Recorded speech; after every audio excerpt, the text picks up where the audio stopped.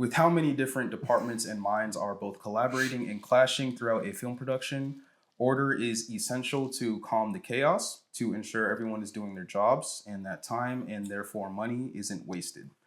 Ladies and gentlemen, these are three wonderful assistant directors with us on this episode of the Second Draft Podcast. Say it like you're supposed to say it, Justin.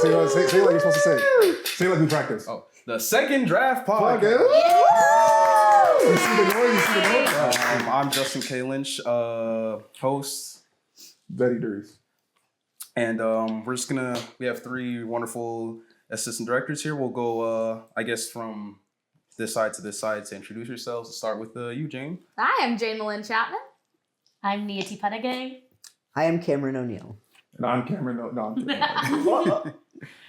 All right, so basically for this episode, I guess we can start with how we usually do. How did you get into assistant directing? Like, what was your path into going into this? Who wants to start? Mine's like complicated. I feel like I need a second to think on. Okay. Do you want me to go first? Yeah. Okay. My path to assistant directing. So when I started out working in film, the thing that was like first kind of dropped upon me was script supervising. That was just the thing that was like, oh, you're an incredibly organized person and you're anal about a lot of things. This seems like something that you might be able to do. And they were right. And so I worked as a script supervisor for a very, very, very long time. I got very well known in doing that. And I think I had the fortune to meet a lot of people that were really creative doing a lot of other things. And through that path, essentially, I kind of unexpectedly got a little bit into producing. And I think for me, it happened the way that I hear it happens to a lot of people, where it's just like you happen upon it. It's that you're working on low budget indie student shorts that just kind of need help and need a hand.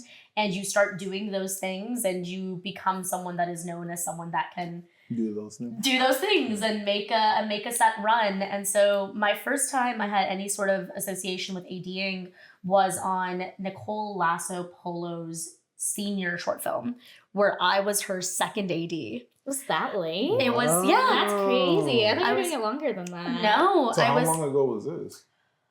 2 years now. Oh, wow. 2 years. I was her second AD. And then from there were just projects that kind of, it was a lot of like, I would come onto a film and I would be a producer. And then things would happen and they would need a first AD. And it's like, who's someone that knows a lot of what's going on in this film? Niyati. All right, we'll make her the first AD. And that's how it happened. And that's how it happened on your film. And that's how it happened on a lot of films. And through that, I think I started like slowly understanding what the roles of a first AD were, until the point where that became my entire gig and what I'm known for and what I do 98% of the time. So just for me, were you also, how long were you a script suit for? Were you that longer than AD, or was that? Yeah, basically. I mean, I'm still a script suit now as well. True. That's true. I'm also an AD now. That's true. Yeah, script suiting was like, that was the thing that people knew me for. And so I was doing that, I would say, for like about 2 years. And then kind of like in that second year was when I was also being a producer and like a little bit of UPM work. And then that's where like the second AD into like proper AD pipeline kind of started for me. Absolutely. Thank you. Yeah. Okay. Cameron, I think you're second least complicated. So I'm not that complicated. She has to think about it. She has to think about it. When I came to UCF first, I only wanted to write, direct, and act. Those were like the only things that I wanted to do. This is going. You and everyone else, buddy. Such a big head. I was like, I'm better than. And then the first film that I was on was an LCA film. Shout out LCA. It's like a amateur filmmaking club, UCF. And we were doing our first meeting. We were talking about everything, and I was just like, "How are we going to get this? What are we going to do for this?" And they were like, "Why don't you just produce it? Because you're so like involved in like how to do this stuff already. We'll just make you the producer." And the only thing I did for that film really was I walked into a library and asked to film there, and that's all that amounted to. And then next semester I got asked to actually assistant direct, and then the next semester after that I got asked to assistant direct a BFA, Gleb's junior BFA, and then from there I just keep getting more assistant directing stuff. Okay. So does that mean you were never anything else? You were always assistant director, or? No, I've acted a lot. I really like acting. I write sometimes, but not as much as I used to prior to college. And then, yeah. Okay, I started in high school. When I was in high school, I was a big theater kid in high school. I was big into tech, and I was like a leadership. I like directed and stuff.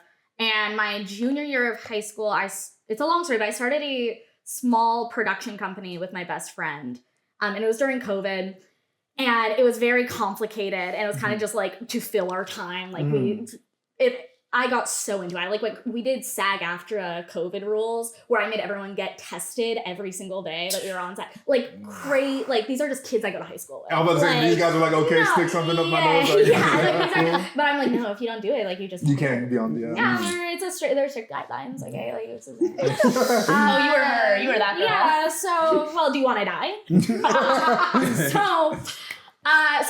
So through that, like on the very first film I ever worked on, it was an adaptation of a play my friend had written.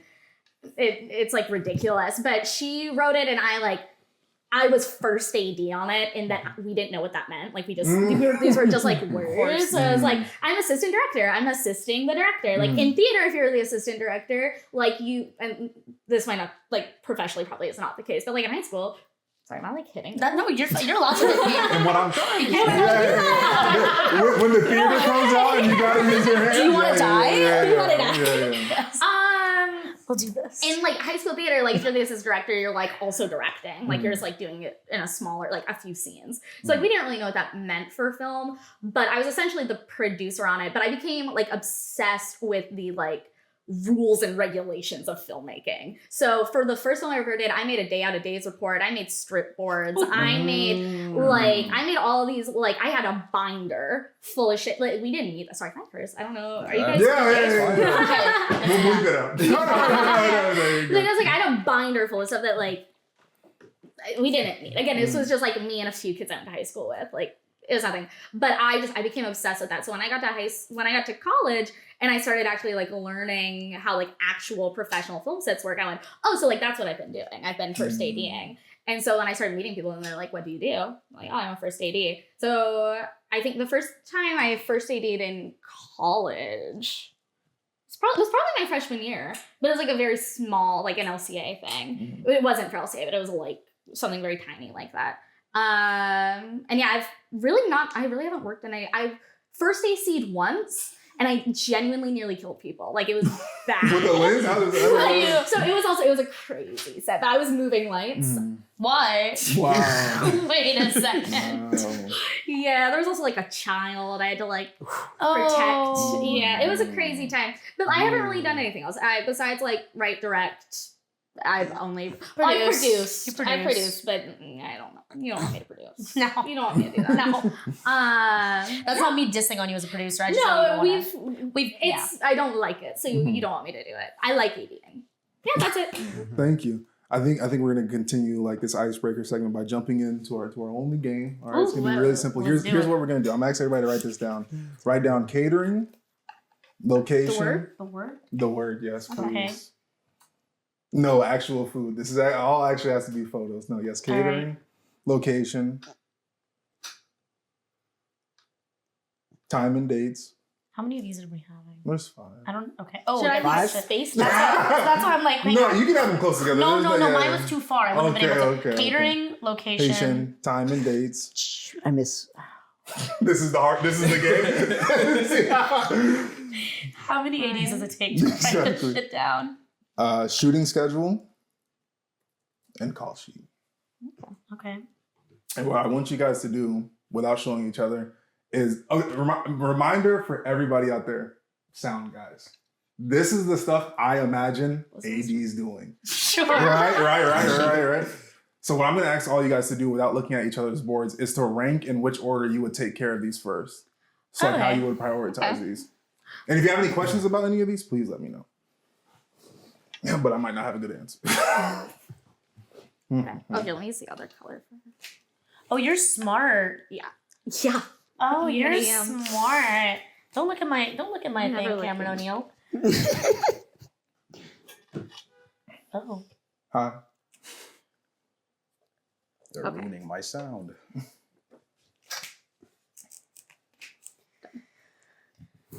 This is what you think a first AD does?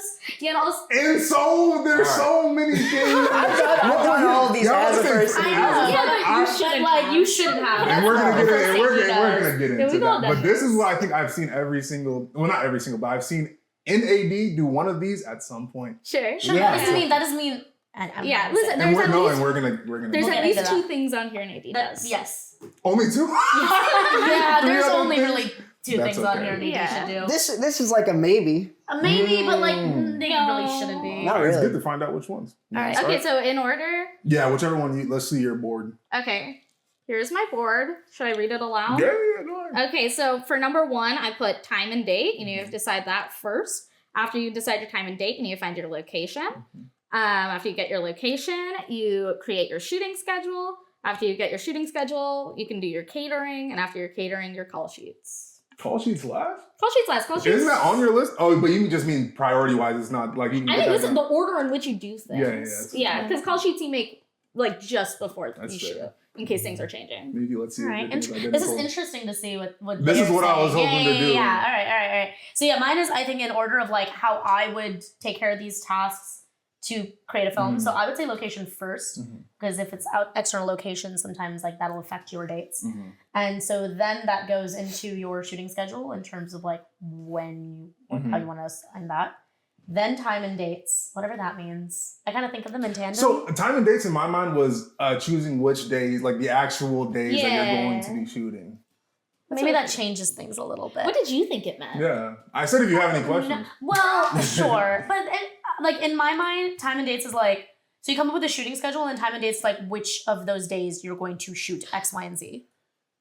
I think you need to reverse that. I think you're I shooting, think you're you right. get your time and dates, and then you figure out which one you shoot X, Y, and Z, and that's what your shooting schedule. Go ahead and Should I rearrange- reverse it? Go ahead and reverse All those right, numbers. because Jane said so nicely to me. Was that I don't remember how I think that's 2 and 3, but Yeah. I do. All right. And then I go call sheet. Ooh, my mic. Hold on, mic mishap. Hold, please. Okay. And then I go call sheet because I like to prep my call sheets beforehand. And then I say catering as number 5 because that's not what an AD does. What are you talking about? I think on every single set. As a first AD, that is the least of my priorities. Fair, the only fair, thing that fair, I'm fair. worried about is what time lunch is. I don't give a Yeah. shit what lunch is. Yeah. So that's not my job, babe. Got you. Whose there- job is that? Just so the people That's know. the producer. Beautiful. That's the Say producer's that for the job. next episode. Okay. Okay, so I did a little bit different. I put Another topic. location and time and dates tied because if you're really lucky and you're so awesome, you'll pick your dates and then you'll go to location and you'll be like, "Can we have these dates?" And you'll be like, "Fuck you, man! I hate you! No, Yeah. can't shoot then. You can't shoot at all." So I kind of put them tied because they're so codependent I on each agree, other. yeah. For 3, I put shooting schedule after you have your time and dates in your location, and then for 4, I put catering, and then 5, I put call sheets. Damn, we just about match. Yeah. Okay. This is educational. So please tell us what ADs actually do. So of these So things, which one of the 3 is not on your Yeah. catering's not on there? so catering's not on there, location's location. not on there. You should either But it's have not a, your thing? Hold on. she's a location That's manager. because I'm a That's like a location. That's because separate- that's Oh, my but other that's job. not- a different job. No, that is because I work as a locations manager and a location scout. So Yeah. I just happen to also do those things. Everything you do, I assume is all AD. That's all Niyati does it. That's AD. She's always an AD when I was Every doing time. it. Well, That's it is crazy because Niyati's also often multiple things on That a is single true, Yeah. especially at this level. And so, like, a lot of times if you've seen me be an AD, I'm also probably the locations manager on Yeah. that thing. Or, like, if I'm a script supervisor, sometimes I'm also a... So that's fair You've for confused you. me. You've confused me. Like, So basically what you think an AD does is just what I do. Yes, actually, honestly, you're actually my full And standard. this is actually a on good my moment. film, she did do all of these things. I did. Because she's Wow. my producer. Here's the thing. Yes, exactly. On Jane's film, I was her producer. I was her unit production manager. I was her locations manager. I was her first AD. She was my entire production. So I did all of these things. And here's the thing. That's not what a first AD does. And then she I put you just through that, did. though. Yeah, And she yeah, did yeah. this. Damn. Yeah, this- yeah. And you just said she can handle it. She'll be Yeah, fine. All right, basically, cool, yeah, cool, cool, anyone cool. can. Cool. Yeah. Cool. If you want the AD lore, that's its own little Got segment you. there. So what's the third thing? Because you said 3 things on here. Time and date really like Kind of. it's complicated, but like But I feel like as an because again, It's- location and time and dates really do go hand in hand, Yeah. and that's something that like a producer and the location manager will have to figure out together, and then from there the AD will design the days. And if that's what I can say is I feel like as an AD, you don't get to pick the time and days. Yeah. Really? Well, you don't get to pick. I feel like you don't get to pick when you're shooting, and like when your time period of shooting is. Mhm. What you can choose is what you're shooting on those days. Yeah. Gotcha. If that makes sense. Gotcha. Yes. So another thing I wanted to ask, because when I was doing my research, I was looking at like you have first AD, second AD, and then they call it a second.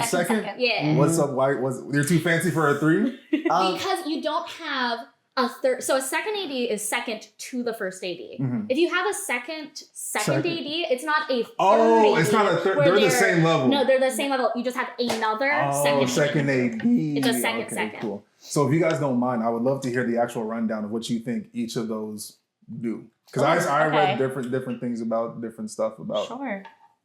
Who wants to? So in my mind, a first AD is a sort of like the macro scheduler, scheduling like the entire production, and then also on set doing crew management and like managing like the shots and like the technical aspects.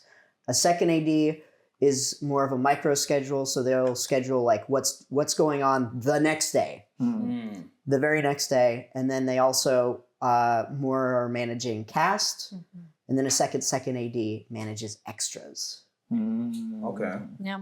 I think another big thing in terms of like that hierarchy and how it works is the scale of your project. Yeah. I think that's a huge determining factor of like, if you're working on something small and student, something like indie low budget, and you only got a first AD, they're doing all of that. Yeah. They're doing everything. Versus if you've got a little bit more leeway and say you have a second AD, it's exactly that thing Cameron was saying, where it's first AD is managing scheduling and executing that schedule. And like they're dealing with, I would say first AD deals with crew, second AD is dealing with your cast. Yeah, that's how I always put it. Because a first AD will schedule out the days. They will make your strip board. They will decide what scenes are shot when, and that's all based on like they have a bunch of variables that they're Whole weighing bunch of together. information. And so they make the entire schedule. But then in each day, you also have to have timetables for hair and makeup, for actors arriving on set, like transportation, like all those things. And that's what a second AD would schedule out. They will figure out who's in Available. what trailer one Yep. and everything. And especially when you have like a lot of extras, a second AD will also like place extras sometimes and will like be in charge of like briefing them on what they're doing. A lot of times, like if you have like a really big set, like a Stranger Things, like a huge thing where like there's a lot going on, the director isn't going to be directing 1,000 extras out here. Your second AD is. Your second is going to. Like people are going to be going below the line to deal with all that. Yeah. So can I ask, have you all been on a set with all 3? Yes. Yeah. Oh. I will say when I have done that though, because we're at like the scale we're at, the lines are very blurry. Yeah, The lines are it's very less- blurry. it's It's more less- just like a lot of people doing the same things. Sure. But there's a When- lot to be done. When you're on student sets, a lot of time a second AD will literally just be on a corner on a laptop doing Yeah. whatever paperwork, Yeah. a production report, Yeah. or a call sheet for tomorrow.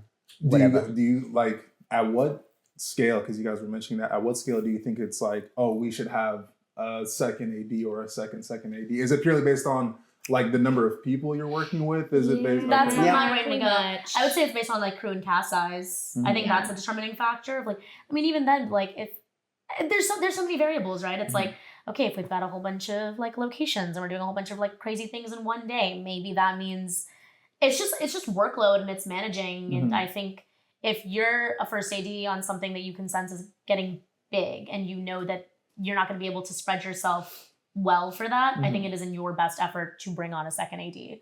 But in my mind, I would definitely say like, I think like the first factor for me, if I'm a first AD to be like, oh, we need a second, is cast size. Yeah. I think once we like reach like 10 cast members, I'm like, get another person. You've been on And a that's set with including 10 cast extras. members? Yeah. Oh, okay, including extras. But Okay, like cool. once you get, because it's just People. that you Yeah, have to yeah. manage. And you need to put them places and you Yeah. have to feed them and you have to take care of them. You have to tell them what to do and where to Yeah. go. And it's just, and you're managing a crew and you're managing shooting the things you need to in a certain day. Like you can't do that all by yourself. Yeah, and like actually during shooting, like ADs have a lot to do. Like you make all your calls, you're making sure like everybody is set, like crew members are set, and everything. Somebody else does need to make sure that actors are set. Like when you have again, when you have like a lot of extras and stuff, and like if you're in a big space and there's a lot of people in a lot of places, one person can't be running around to do all of that. Yeah. But sometimes it happens. But sometimes it happens, and then that teaches you why we have second AD. You remember on Between the Lines, so I would run from set and I would run over and be like, okay, cast are ready for live stream. And I saw that and I said, all right, that's regular AD stuff, man. I said, I did. He was doing a lot of like background paperwork mostly. All right. On that set. You sounded so the worry. You had no second. Yeah, the worry in your voice. I would have second. No, I would. But I now, was busy. Let the record show. I would have been happy to work. I think I was literally out of the state for when that was. You were in New York City. New York City. I could have been your second from up there.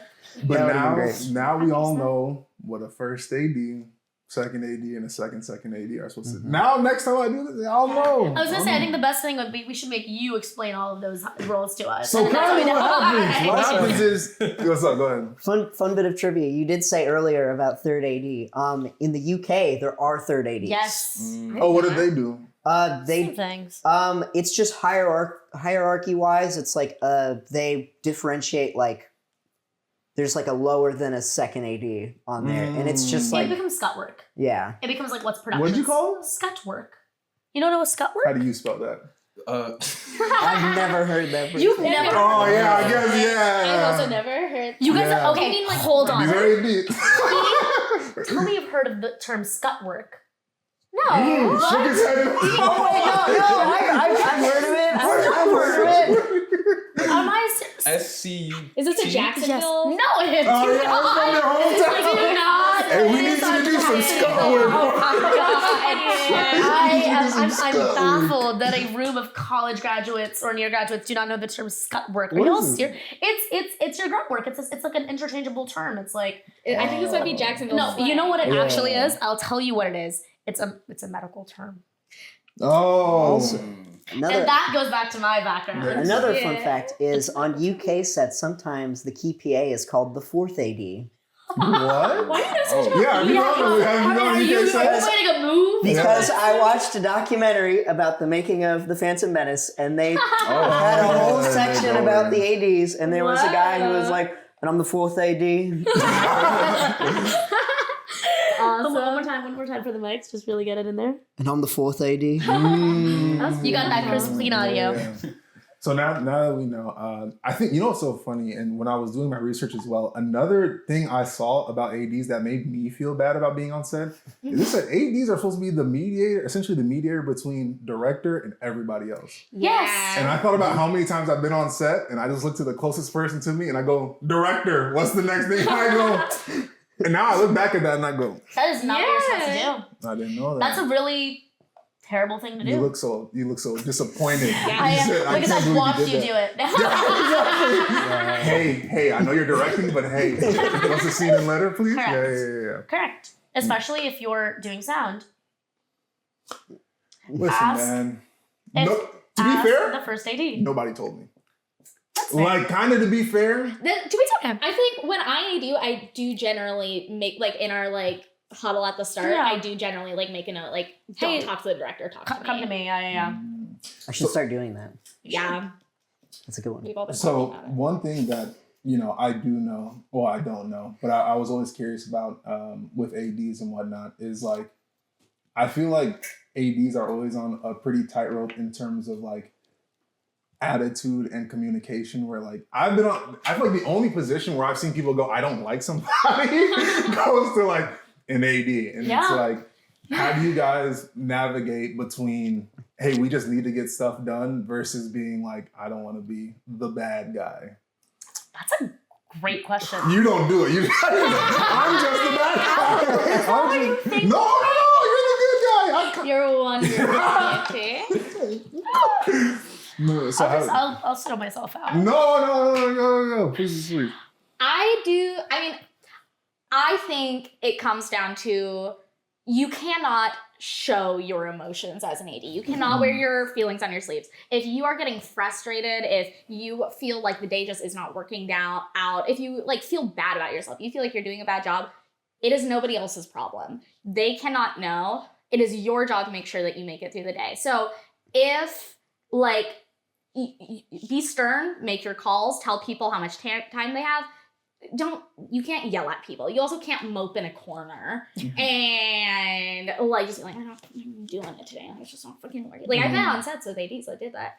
And it's just like, what are you doing? You're like the guy, you're steering the ship and you're crying in the corner. You have to like put up a strong front and also check on people. Make sure, because another thing for ADs, you are supposed to make sure that like crew are safe. That's like probably like number one job. Absolutely. Is, I don't know if y'all noticed, T holding up a timer. It's your job to make sure that people are safe, that no one's dying of heat stroke, that like everyone's comfortable, Hydrated. And so you should check on people. Wow. You weren't hydrating people? What? Sorry, please continue. That's a gag of it, yeah. That's pretty much it. Like you be stern, be friendly, don't yell at people, don't cry at them. You have a job to do. Yeah. Do it. Yeah. I mean, yeah, your question is how do you do your job and not be an asshole at the same time? I feel like it's very close. It is. It's very close. And it's a very divisive role to have on a film set. I second everything that she has said. I think for me, what I always try to think of is like, there's two versions of the person you can be. You can make your job everyone else's problem, or you can just fix the problem. Yeah, exactly. So I've been on sets with ADs that wear their hearts on the sleeve. I don't think showing emotion is a bad thing. Sure. I think I think as the first AD, you set the tone in a room. And so it's very important that you're aware of how the way that you are presenting yourself to everybody else is perceived. Because if you're in a bad mood and you're, if you're showing that you are stressed about not being able to make the day or whatever, the rest of the crew is going to be stressed and feel that as well. I think it is just knowing that, being able to toe that line between when do we have to lock in and just get the stuff done with, and recognizing that like at the end of the day, it is a job. If we're here for a reason and we have 12 hours and we have to make the day, we have to make the day. If you get butthurt about it, you get butthurt about it, but this is your job too. Yeah, right. That's what I love about But at the same time, and I'm just like, I think I'm a big proponent of, I've seen a lot of people in this industry lead with a very like stone cold face. Yeah. And I don't believe in that. And I don't know. I think there's a lot of discourse about people first projects versus project first projects, right? And I would like to think. Can you break that down? I don't know. This is a thing. I don't know if we've had this conversation. I think there's two sects. I think there's project first, which is focusing on what we're shooting, making this thing happen, and like actually the thing that you're putting at the utmost of importance is creating this thing. Or there's the belief that there's people that are creating this thing, and without these people, you're not going to have this thing.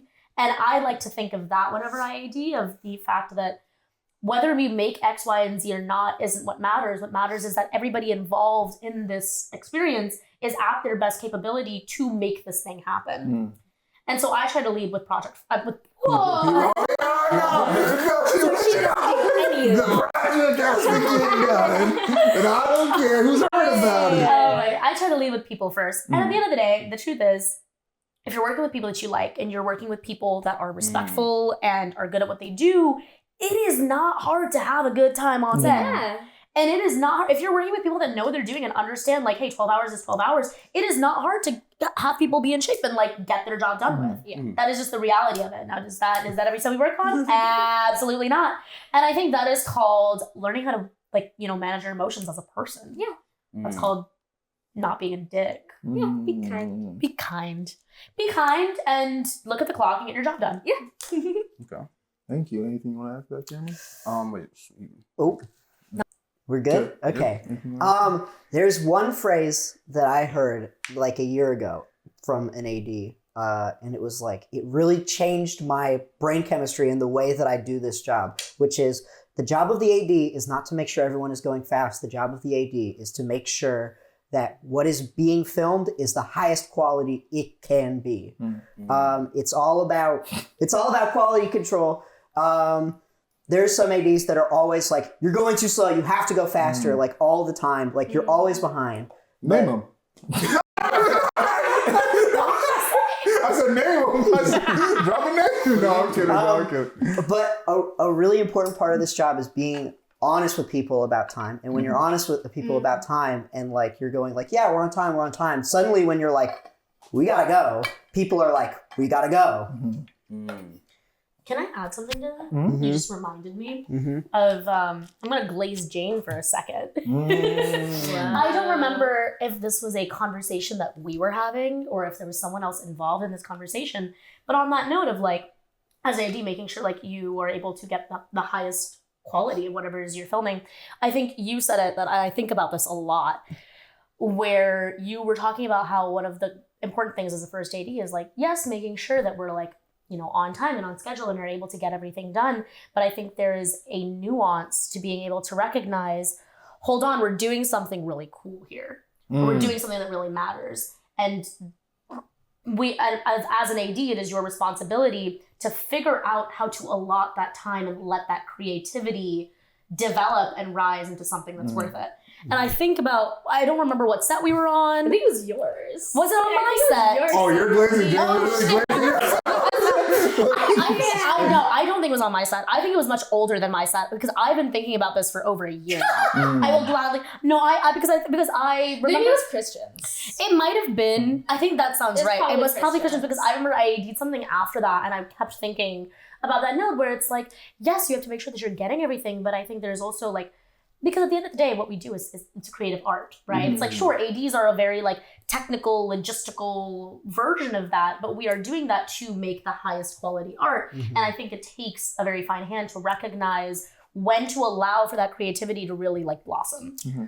So I like that you said nice things. Sometimes you have a dolly zoom shot that's scheduled halfway through the day, and sometimes it's on a telephoto lens, and sometimes the DP doesn't realize until they start doing the movement, oh, I can't do it at the same time. I have to like speed this up like halfway through and slow this down. And it's like, okay, I guess we're having lunch a little bit later and that's fine. I guess to kind of segue into a question I had, so what's the best way you feel like, or most effective way to deal with an overzealous director / production? Like, let's say, oh, I have all these shots I want to do. I want to do this with these side of props. I want to do this stunt, blah, blah, blah. It's just a lot that they're really excited about, but you're looking at the numbers and you're like, oh, we have this. And what's the best way, like, you can kind of like explain to them how to, I guess. I think, if no one else is going first, I think what I like to say, especially with directors, is tell me your priority. Rank them. In fact, I do think you said that to me. I do think I said this to you. Rank them. What is your, does not matter, cannot cut, absolutely need this for this story and for this reason, whatever. I want you to go and order that. What's that? What's your, I would really, really like this, but if we can't have it, let's have a conversation about it. Or like, what's the first to go? Rank them. I mean, I think a part of ADing is also like, it's a lot of like whittling down, right? Because like, as an AD, you can get a first version of a shot list that's like 100-something shots scheduled for 3 days. And you're like, hey, babe, so I don't know if you know how it works. And quite literally, I will break down the numbers. What is it? It's 25 minutes per shot.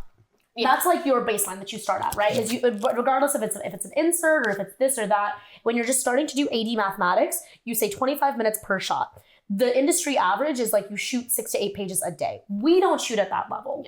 With the shorts that we make and our 3-day shoots, we're usually shooting at 2.5 pages a day if we're lucky. You crunch the numbers on this? I know the numbers on this. I'm a big, and you can ask Jane this, I love my AD stats. I love knowing how many shots we're getting per hour. I love knowing this. So it's 25 shots a minute. If you come to me and you're saying we're doing 100 shots in 3 days, you do the math on that. I'm not doing it. Right? So you start off there and then you whittle down. And it's a lot of like looking at, hey, what are our redundancies and why are we doing this? Are we having 3 different coverages because we need this, or because you're unsure and you need to make a decision, right? And so the whittling down starts in so many different stages, and I think it's a duty of an AD to be involved in those conversations from the get-go. And once you get to something that's a little bit more condensed, and obviously, like, you know, there's always flexibility, there's always room. I like to do the hierarchy thing of like, give me your shots that we absolutely need, give me your yellow shots, which are like, hey, if we're able to get this, I want to schedule it in, I really want to get it. But if we come to a place where we need to start, you know, cutting shots, then this is something that can go. Versus this one, if we can get it, great. But if not, like that's the red shot. Yeah. That's like the immediately cuttable shot. And I think that's a conversation of compromise. Yeah. Okay. And sometimes if it's just like it's such a back and forth, you got to be like, what is this shot doing for this story? What is the purpose? Oh, is this the shot of the movie? Yeah. Is this make it or break it? Because if not, we're breaking it. Like it's we have things to do. Yeah. So cutting and combining is something that kind of happens. I always thought, because that's the only time I've heard of it, is like on set happening. But that's a conversation you have a lot of the time beforehand, before you even. Ideally, you will not. Ideally, you will not cut or combine anything on the day. If you have planned appropriately, your day will go exactly as scheduled. Of course, that doesn't happen a lot of the time, but like, especially if you have control over your environment, you can do like practice, you can do like rehearsals. Like if you have that much control, you shouldn't cut or combine anything. All of that should happen before you get there. You make your shot list, you go through and you go, actually, these 2 things, this motion could happen within this one shot. Actually, these 2 shots are serving the same purpose. I don't need that one. Actually, this one's not even gonna work in this space. Let's just get rid of it. Like that should be stuff that you do beforehand. A lot of times though, like on this level, things change so much that like you do end up doing it on the day. But I do think that's where like preparation really helps, right? Is like when you have those conversations, yeah, sure, you don't want to have to cut or combine anything. But I mean, at least I would say in the way that we both AD, because I can't speak on this camera because I haven't seen how you shot lists and stuff. So I'm speaking more of like we've worked on this a little bit more together. Is I think that's something that we'll always like write in to whatever our documents are. It's like, hey, like if need be, these can be combined. If need be, we can put this with this. And then when we're on set and it's the day of and we see issues arising, then we're able to, and I think that's what you see on set, where you have the sidebar and you're like, hey, can we just combine these? And it looks like that decision's being made. No, baby. Yeah. We marked this weeks ago. There were times like on your set where like I walked up to you and you already were like, we're cutting it? Like, yeah, we're cutting it. yeah. Like, don't even have to say it because we already talked about it. We already know what's happening. Yeah. I already have stuff on the cutting room floor. So do you think that's something like, even in professional sets, that's something for that? Because I would always assume maybe that's a DP director conversation, but do you think that's something like, even at that level, that ADs will go in and say, hey, maybe we should? I've seen it happen at that level. Usually a professional, it's much more, maybe you guys have a different opinion. Usually it's much more like a director AD and then the DP is like. Yeah. I think continue, so I didn't mean to cut you off and you had more to say. No, that's fine. Okay. That's what I have. But yeah, I mean, I've seen it happen at this level. I've seen it happen at larger levels where I think it's typically like a trifecta conversation. Well, again, there's stages, right? It's director, DP come up with the shot list. And I think the director, DP, AD all need to be part of that conversation when you're doing scheduling. And then I think it's good to have all 3 of them looped in. And at least the way that we do it is typically all 3 of them are looped in and we have a open, honest conversation because maybe the DP knows, hey, no, actually we do need these to be separate shots because I want to do it on this lens and whatever. And so where the AD might like assume, oh, this is something that we can cut down on time, the DP is able to justify their decisions as well, right? DPs will also have offer ways to cut down time in their own way. They'll be like, well, actually I could do this shot from the same angle, no change in setup, we're just gonna change a lens or we're gonna move in this way. If we did this shot is static, the next one's gonna be dolly, we can just stay on dolly the whole time. They'll have things where to break down setup that it needs to be a conversation for everybody. Do you think that's where most of where would you say, because you love the math, where do you say most of the time goes? And like I said, is it just setting up a shot, always changing, lighting, camera, where? It depends, I think. It depends on how performance heavy a piece is. If it's I worked on and also who's giving that performance. I've worked on sets where we had an older actor who had pages of monologues to give. Oh, okay. And it's that's just gonna take time because she doesn't have that memorized. And it's a lot of words and it has to be, so the performance takes a lot more time. But also it depends on your setups. My junior film, we had one lighting setup.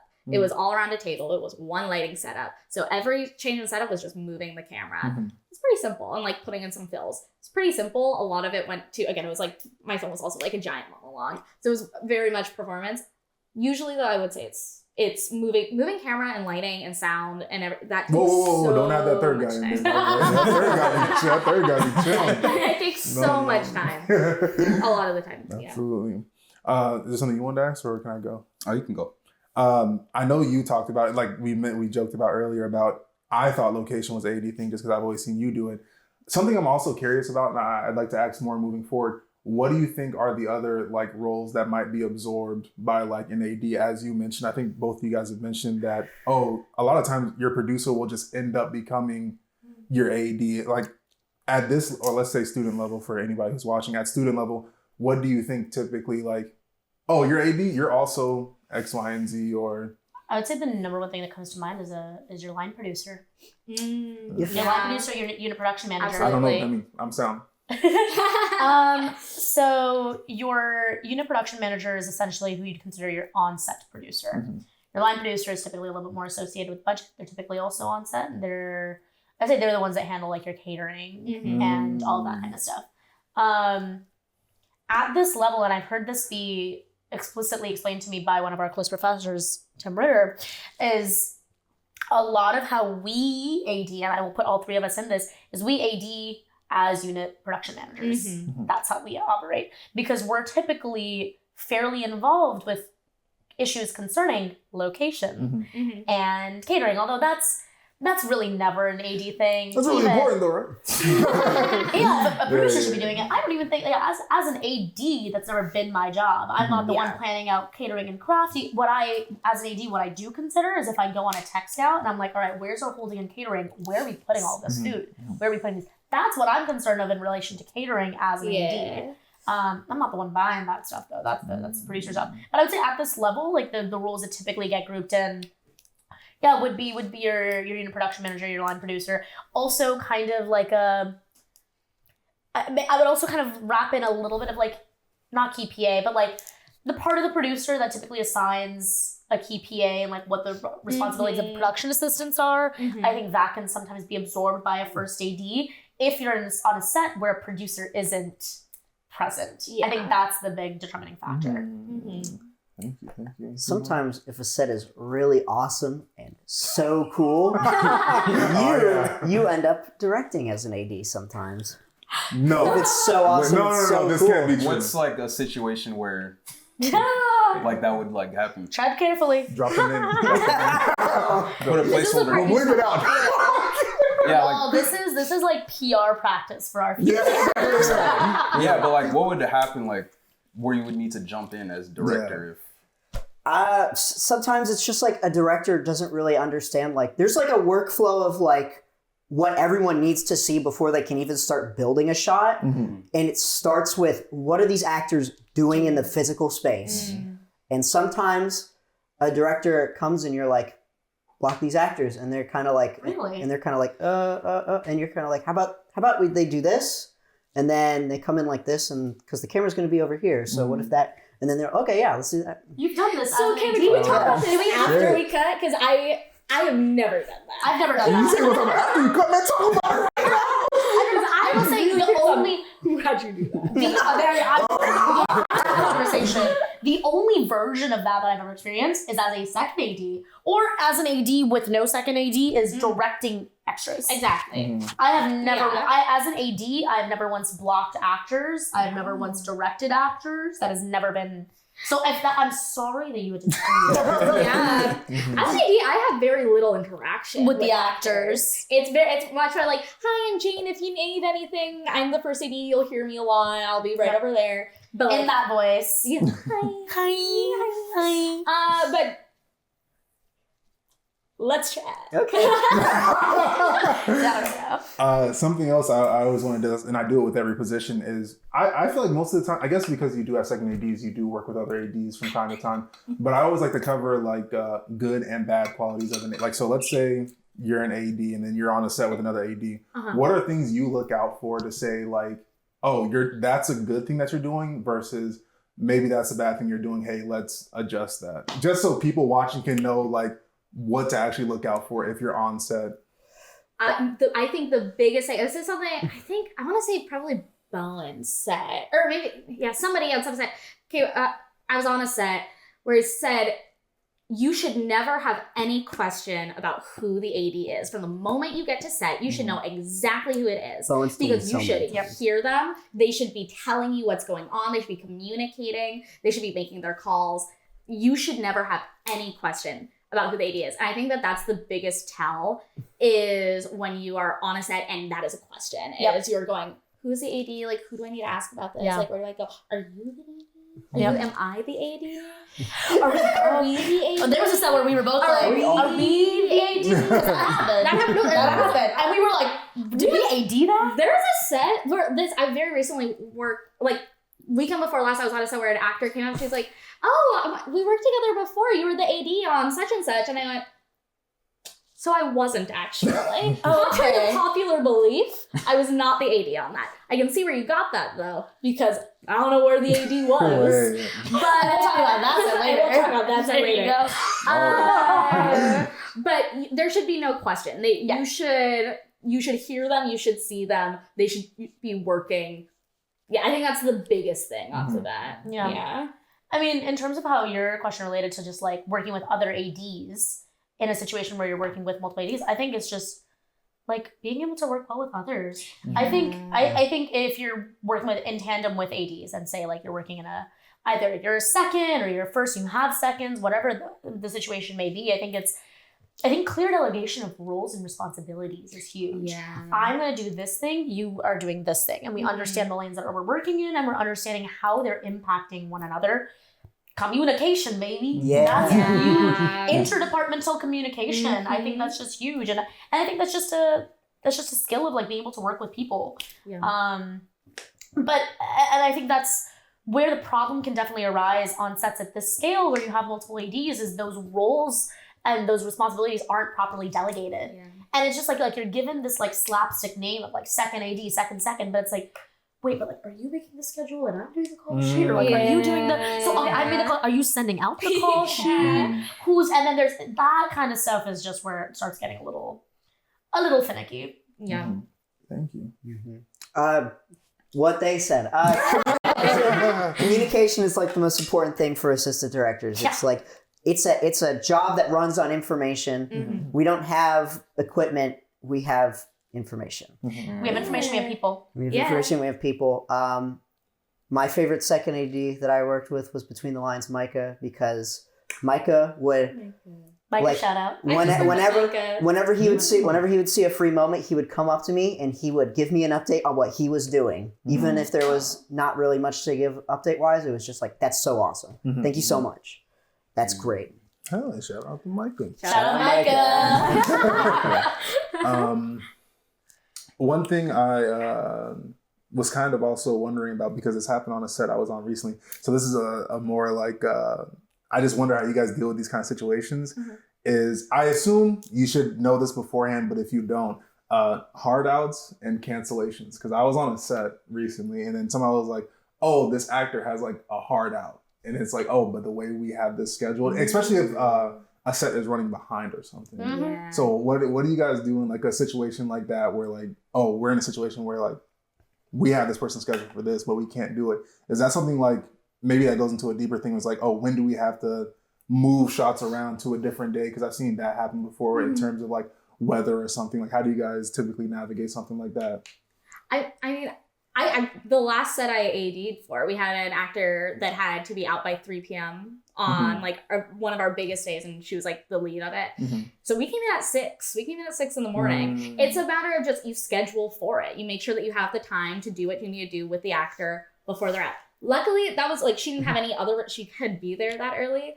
On my senior film, we had some crazy things happening. And this is no like slight to an act. Like, we have lives. This is not paid work. Yeah, Like, I do not blame you for having other Yeah. things to do. But it does get crazy. And so there are times where you're like, you have literally 2 hours with this person. You have to make sure that you have the things, and that it should be something that you do in planning. Make sure you have the time. And at the same time, a huge part of ADing is like dealing with your curveballs. Mhm. Because and there have been situations, so many situations, because everybody has lives. And so you plan everything out to the best extent that you can. And you have all your information, and you got all your availabilities, and you know all of that. And then sometimes it'll be the night before a shoot, and an actor will be like, hey, so I can't be here until X, Y, and Z. And that's when you have your like manic phone call at 2 in the morning. But there should always be contingencies in place. Yeah. So it's hard. It's hard and it's crazy and it throws things around, but it's like, if you understand how you've kind of planned things out, you should be able to make it like, work around. And that's also a thing on like, if we're talking larger scale stuff, right?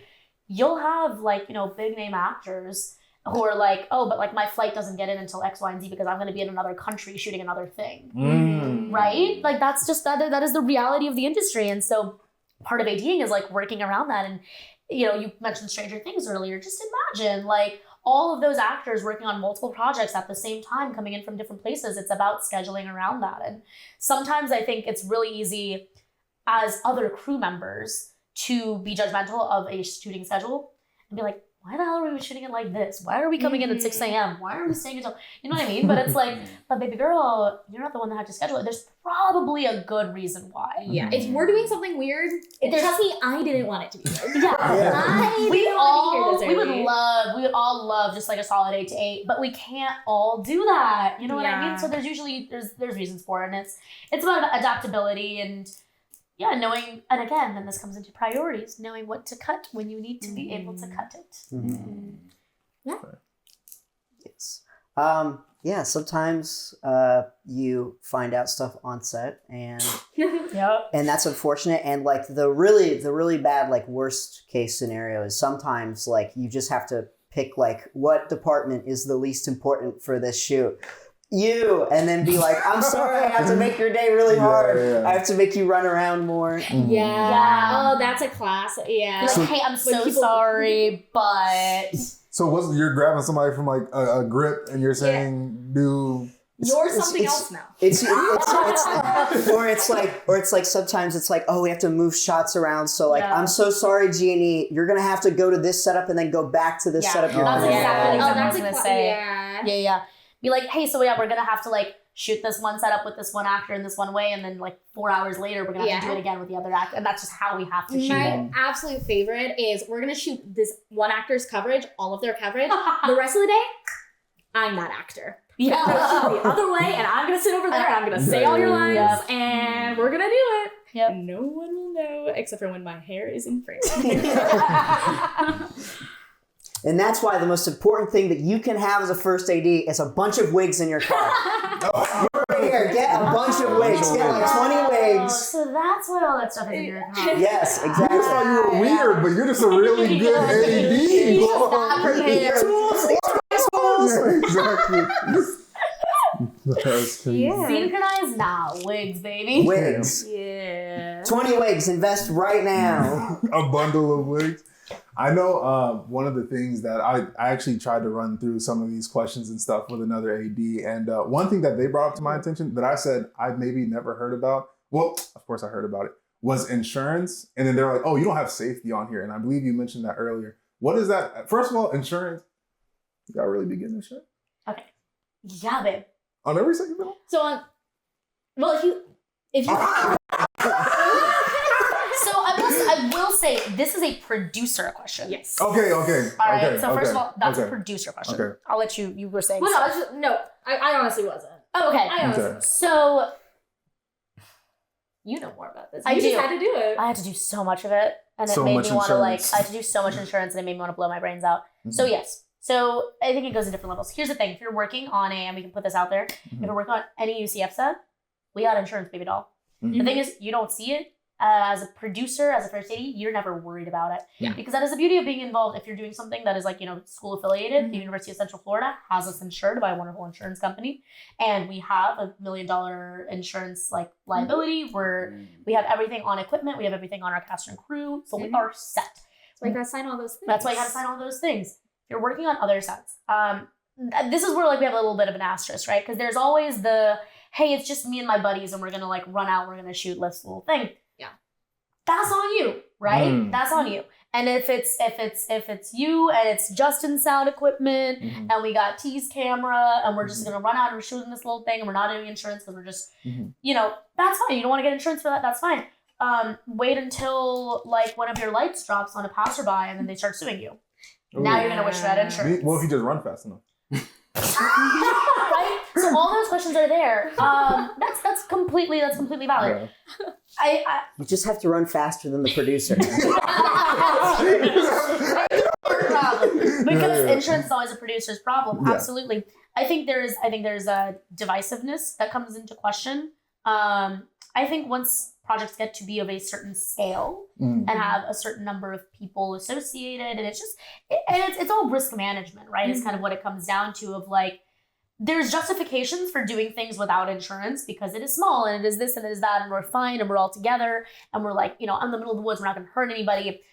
If you're trying to like block down a sidewalk and you're trying to shoot a whole thing, like, don't be surprised when the cops come and are like, hey, where's your paperwork? You know what I mean? Yeah. So it's just a matter of covering your ass. And I think a great thing I will say is that getting insurance has gotten a lot easier. It is still a pain in the ass. It is one of the most annoying things you have to do as a producer, but it's a lot easier and it's a lot cheaper.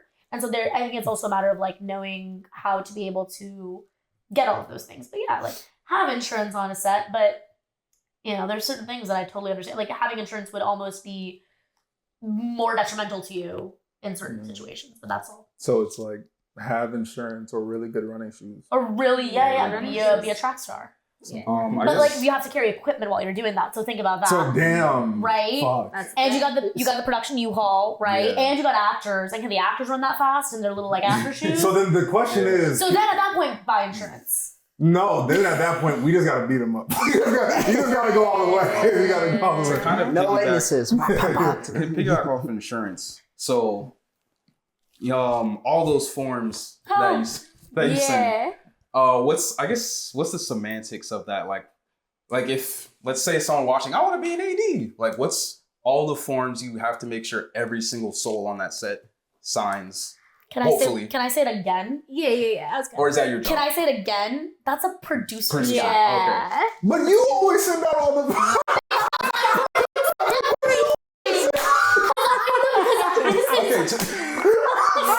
You know what, Betty? You said Betty fill out this form, so I thought. Babe, because I was the producer on that. Because Anyway, No, so you're basically, fine. Niyati needs to stop doing everything because I'm the producer. You're confusing people. I'm confusing. They just think You're I'm confusing just. everybody. Administration. And sometimes I'm just so nice. People will be like, "Hey, can you send out these forms?" And I don't have the heart to be like, That's not my job. "That's not my Yeah. job." No, I'm so clear with A that lot now. of directors, sadly at this level, you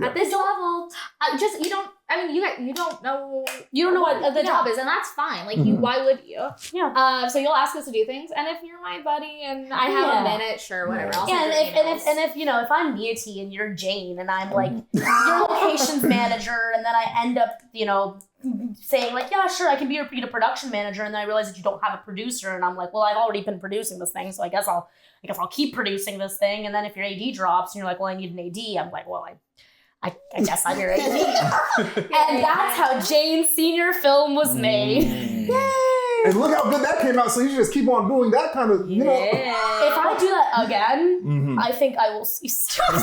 This is like such a sidebar. After that film, oh my god! Please. After that film, Last day of shooting.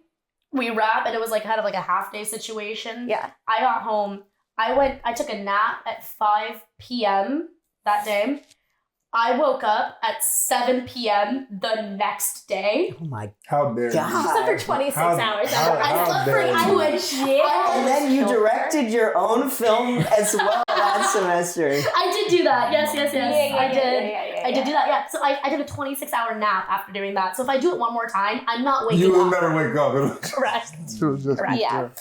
But on your paperwork's question, covering your ass. Yeah. And again, at this level, what are the implications? Not a lot, right? Because we we are not dealing with anything where people are asking to see that. Like our professors make us do it in good faith, which is good. It's really good practice. But there's a thing of like when you get to a certain level, such as like we just worked on a film that I produced and you AD'd, and we both kind of AD'd that.